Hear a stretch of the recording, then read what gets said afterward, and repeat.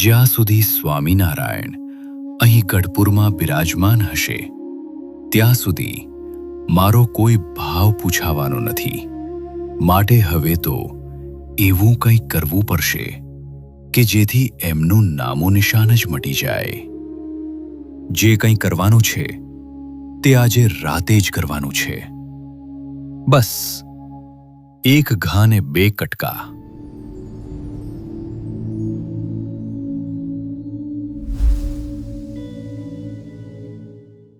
ગઢપુરના દરબાર એભલ ખાચર અક્ષરધામ નિવાસી થયા તે પહેલા તેમણે એક અત્યંત મહત્વનું કાર્ય કર્યું હતું. તેમણે ગઢપુરના દરબારગઢની અને પોતાના સમગ્ર પરિવારની સઘળી જવાબદારી સાક્ષાત શ્રીજી મહારાજના ચરણોમાં સોંપી દીધી હતી.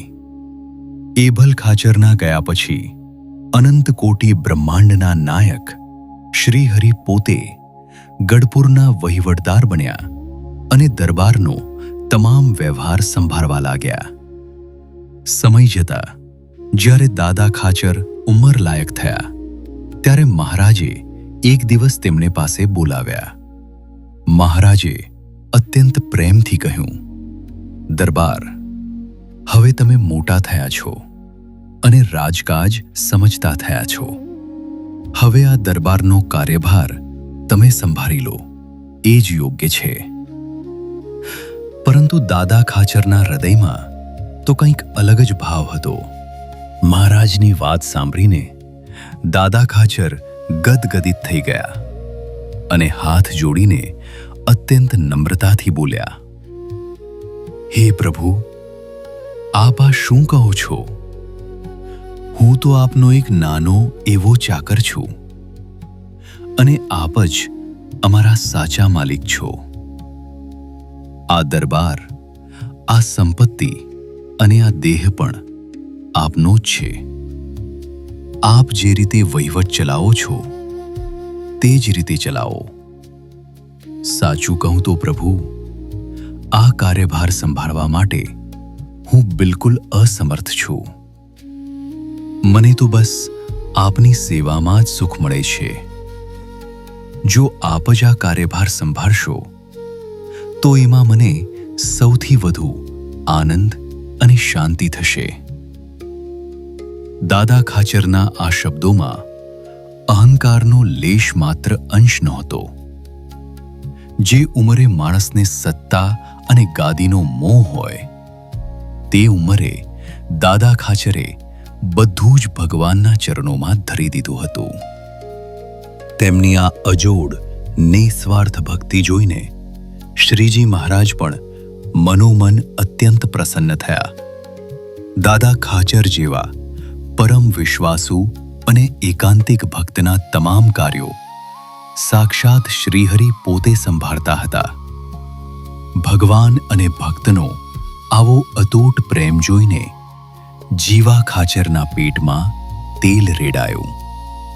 તેમનાથી આ દિવ્યતા સહન ન થઈ અને તેમના મગજના ચક્રો અવળી ગતિમાં ભમવા માંડ્યા.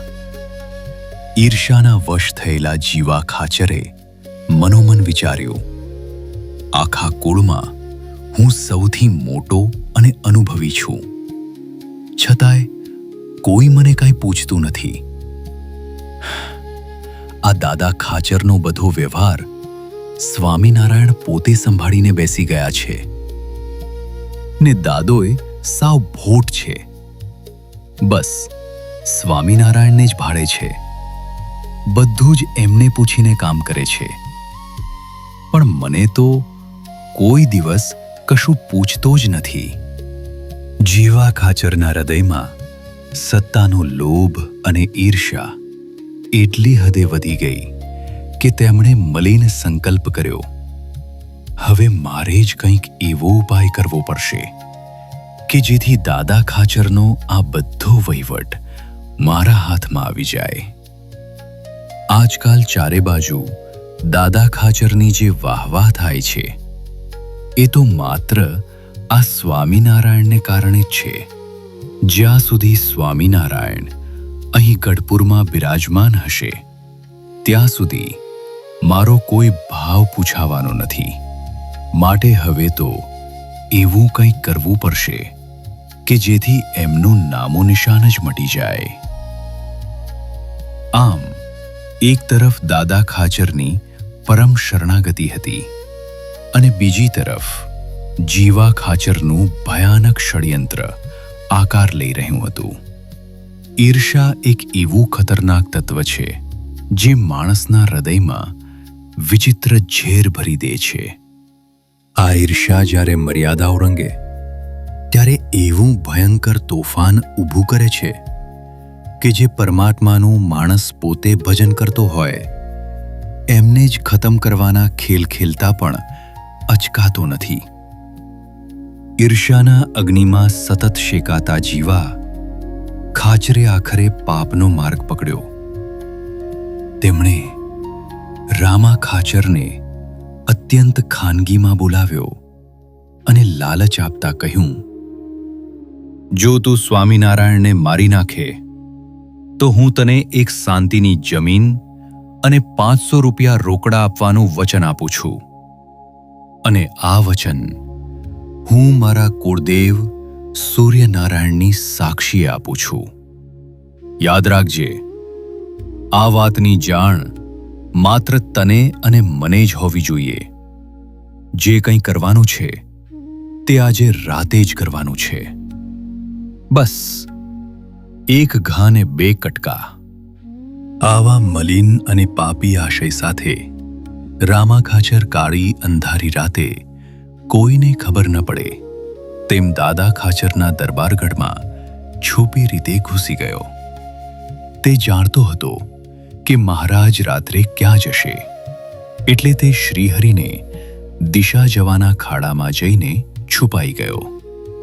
અંધારામાં છુપાયેલા એ પાપીના હાથમાં ઉઘાડી તલવાર હતી અને મનમાં રક્તપાતનો મનસૂબો. જે પરમાત્મા જગતના રક્ષક છે તેમને જ હણવા માટે એ અંધારામાં ટાંપીને બેઠો હતો. મલિન આશય અને પાપી મુરાદ સેવનારા લોકો અવનવા તરકટો અને ષડયંત્રો ભલે રચે, પણ એ મૂર્ખાઓને ક્યાં ખબર હોય છે કે જે સકળ જગતની ગતિવિધિને જાણનારા પરમાત્મા છે એ તેમના આવા હવાઈ કિલ્લાઓને ક્ષણવારમાં નામશેષ કરી દે છે. રામા ખાચર તલવાર લઈને છુપાયો તો ખરો, પણ મહારાજથી શું છાનું હોય? અધરાતનો સમય હતો. શ્રીહરિએ પોતાના અંગત સેવક અને પરમ શૂરવીર પાર્ષદ ભગુજીને બોલાવ્યા.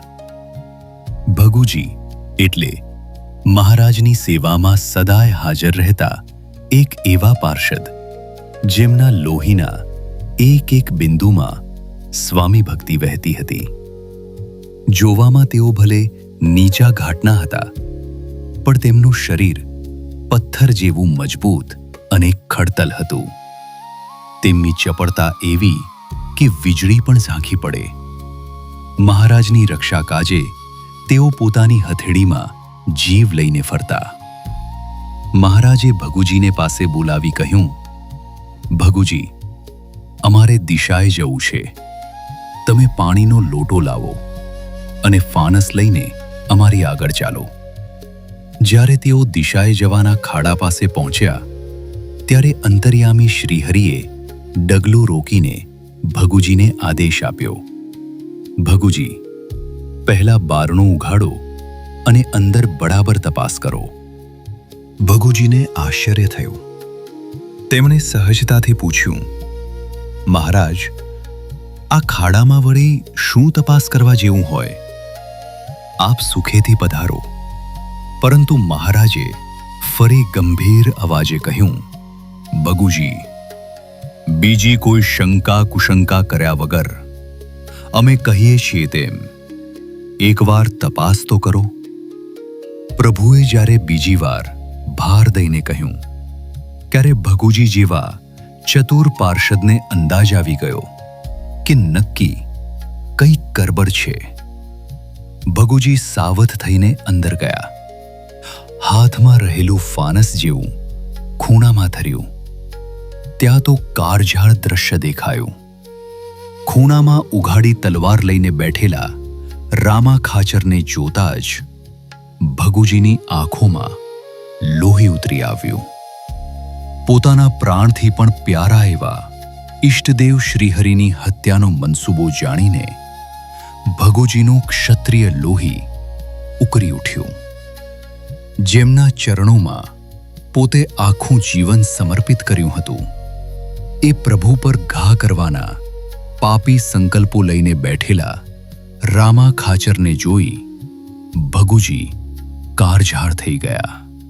જાણે કોઈ ભૂખ્યો સિંહ શિકાર પર ત્રાટકે તેમ ભગુજી રામા ખાચર પર તૂટી પડ્યા.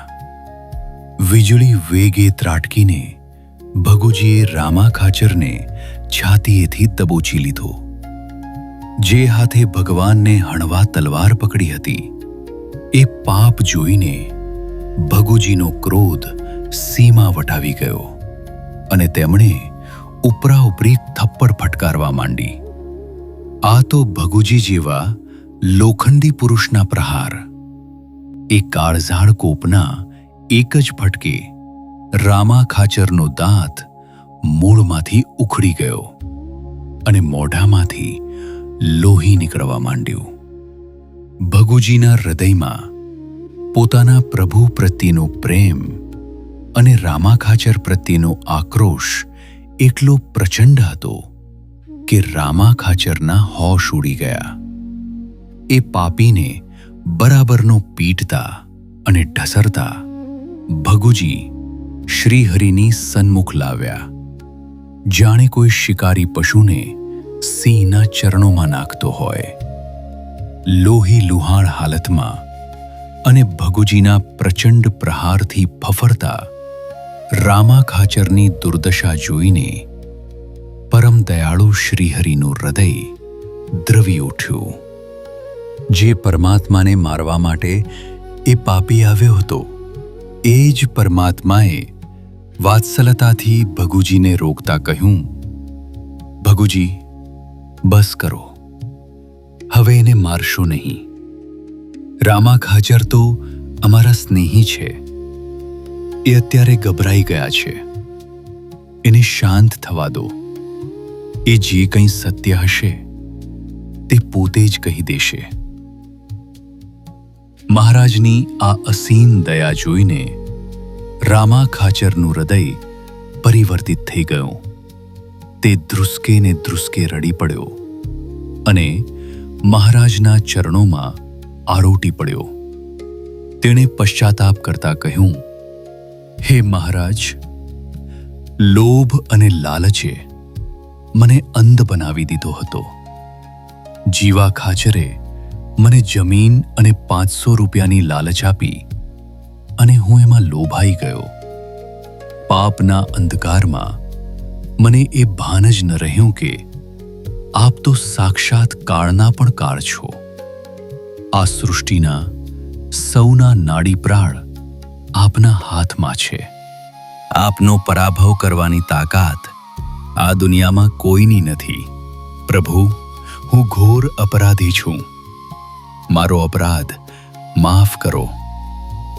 સાક્ષાત કરુણામૂર્તિ એવા શ્રીહરિએ રામા ખાચરના અંતરનો પશ્ચાતાપ જોઈ તેને માફ કરી દીધો અને તેને સહી સલામત વિદાય આપી.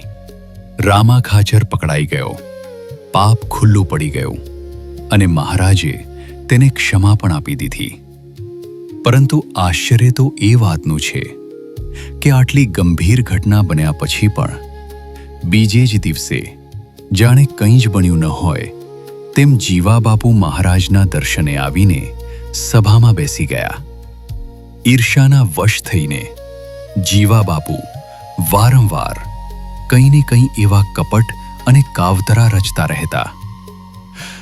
સત્તાનો મોહ અને અહંકાર તેમને વારંવાર પાપના માર્ગે દોરી જતો. રામા ખાચરને મોકલવાની આ ઘટના તો તેમની હદ બહારની ધૃષ્ટતા હતી.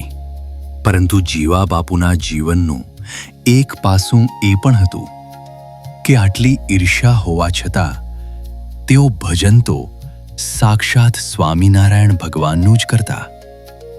ક્યારેક તેમના જીવનમાં એવા પ્રસંગો પણ આવ્યા છે જ્યારે તેમણે શ્રીહરિ પ્રત્યે અનોખું સમર્પણ અને તકની સેવા પણ બજાવી છે. આજ તો મહારાજની દિવ્યતા હતી કે જીવા બાપુ જેવા સ્વભાવવાળા વ્યક્તિને પણ તેઓ પોતાની મૂર્તિના પાસે બાંધી રાખતા. ધન્ય છે એ કરુણામૂર્તિ શ્રીહરિને. જેમ એક પિતા પોતાના કુપાત્ર સંતાનના હજારો ગુના માફ કરીને તેને નિભાવતો રહે, તેમ દયાળુ શ્રીહરિ જીવા ખાચરના તમામ કાવતરાઓને જાણતા હોવા છતાં તેમને સતત નિભાવતા રહ્યા. મહારાજે ક્યારેય વેર ન રાખ્યું ને હંમેશા પોતાની અનંત ક્ષમાનો પરિચય આપતા રહ્યા.